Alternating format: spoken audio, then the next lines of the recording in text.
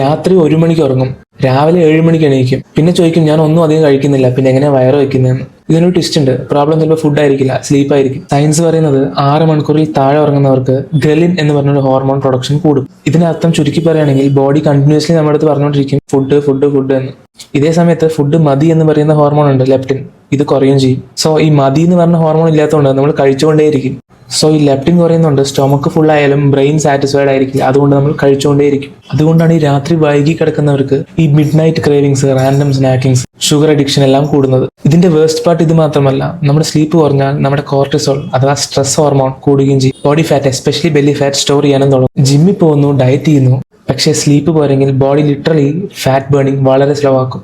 7 to 9 hours quality sleep. ചുരുക്കം പറഞ്ഞാൽ fat loss തുടങ്ങുന്നത് ജിമ്മിൽ മാത്രമല്ല, നമ്മുടെ ഉറക്കത്തിലും കൂടിയാണ്.